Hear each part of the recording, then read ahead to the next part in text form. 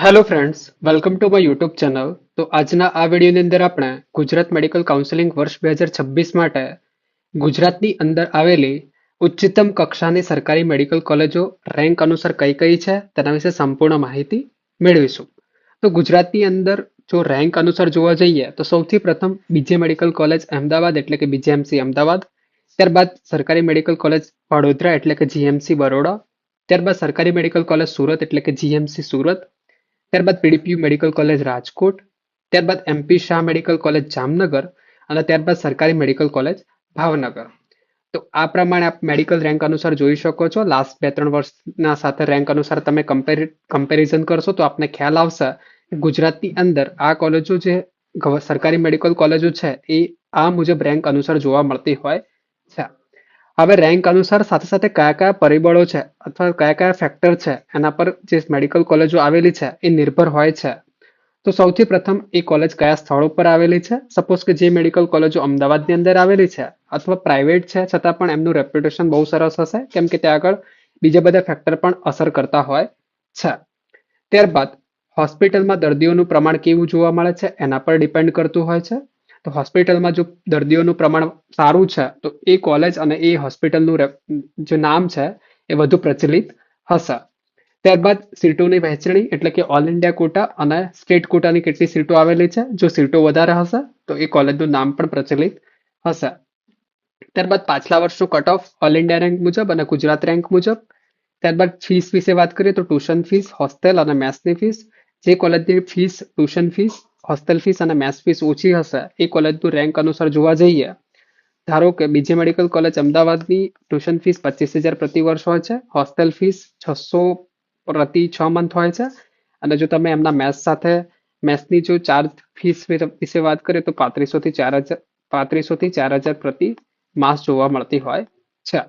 ત્યારબાદ એકેડેમિક કેવું છે એના પર પણ ડિપેન્ડ કરતું હોય છે અને ઇન્ટર્નશિપ દરમિયાન એટલે કે તમારો 4.5 યર એકેડેમિક ક્લોઝ થયા બાદ તમારું એક વર્ષનું જે ઇન્ટર્નશિપ હોય છે એ દરમિયાન તમારું ક્લિનિકલ એક્સપોઝર કેવું જોવા મળે છે એના પર વધુ ડિપેન્ડન્ટ હોય છે.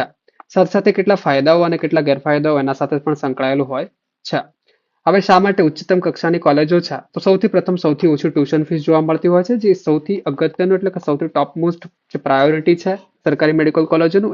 સરકારી મેડિકલ કોલેજો અને પ્રાઇવેટ મેડિકલ કોલેજનું આ જ ડિફરન્સ હોય છે કે સરકારી મેડિકલ કોલેજોની ટ્યુશન ફીસ બહુ જ ઓછી હોય છે એઝ કમ્પેરેટિવલી પ્રાઇવેટ મેડિકલ કોલેજોથી. ત્યારબાદ હોસ્ટેલ તથા મેસની ફીસ 3500 થી 4,000 રૂપિયા પ્રતિ મંથ હોય છે. ત્યારબાદ દર્દીઓનું પ્રમાણ ખૂબ જ વધુ જોવા મળતું હોય છે કેમ કે જે સરકારની યોજનાઓ છે જે પણ યોજનાઓ એ અહીં સંકળાયેલી હોય છે. ત્યારબાદ ઇન્ટર્નશિપ દરમિયાન ખૂબ જ સરસ એક્સપોઝર હોય છે સરકારી હોવાથી. મેરિટમાં જે વિદ્યાર્થીઓ ઉચ્ચ કક્ષાના હોય છે એટલે કે જે વિદ્યાર્થીઓ ટોપરો હોય છે નીટની અંદર એ મોસ્ટલી સરકારી મેડિકલ કોલેજોની અંદર એડમિશન મેળવતા હોય છે. કેટલાક આપ ન જાણતા હોય તેવા સત્યો પણ જણાવીએ તો કોલેજનું નામ વત્ત એક્સપોઝર એ બંને ડિફરન્સ વસ્તુ છે. ઘણી કોલેજોનું નામ બહુ સરસ હશે પણ એક્સપોઝર બહુ ઓછું જોવા મળતો હોય છે. એવી જ રીતે ઇન્ટર્નશિપ વર્કલોડ. તમારે ઇન્ટર્નશિપ પૂર્ણ થયા બાદ તમે એઝ અ આઉટ થાઓ છો ગ્રેજ્યુએટ થઈને તો તમે એઝ અ મેડિકલ ઓફિસર તરીકે કામ કરો છો તો તમારો ઇન્ટર્નશિપનો વર્કલોડ એ ક્લિનિકલ સ્કિલ માટે અત્યંત જરૂરી હોય છે. ત્યારબાદ હોસ્ટેલની રિયાલિટી. વધુ ફીસ હોવા છતાં પ્રાઇવેટ મેડિકલ કોલેજોની હોસ્ટેલ ફીસ બહુ વધુ હોય છે છતાં પણ જે ફેસિલિટીઝનો અભાવ જોવા મળતો હોય છે. સાથે સાથે એની અંદર પણ જોવા જઈએ તો એસી અને નોન એસી એવી રીતે ડિવાઈડ હોય છે.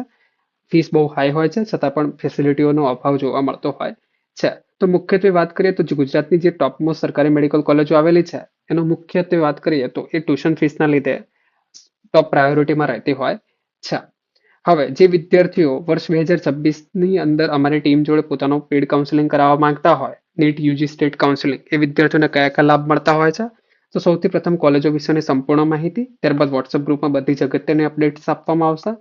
ત્યારબાદ ચોઇસ ફિલિંગમાં કોલેજોની ગોઠવણી સરકારી, જીઈમારસ, ત્યારબાદ પ્રાઇવેટ, એની અંદર જીક્યુ, એમક્યુ. ત્યારબાદ દરેક રાઉન્ડમાં અપગ્રેડ દરમિયાન કઈ ભૂલ ના કરવી. ત્યારબાદ રાઉન્ડ દરમિયાન કોલ દ્વારા સમજાવવામાં આવતું હોય છે. તો જે વિદ્યાર્થીઓ ઇન્ટરેસ્ટેડ હોય એ વિદ્યાર્થીઓ વધુ માહિતી માટે આપેલ નંબર પર સંપર્ક કરી શકે છે અને વધુ માહિતી મેળવી શકે છે. 8141533023. જો આ વિડીયો આપને પસંદ આવે છે તો પોતાના મિત્રો સાથે શેર કરવાનું ભૂલશો નહીં અને ચેનલને સબસ્ક્રાઇબ કરવાનું ભૂલશો નહીં. Thank you for watching till the and.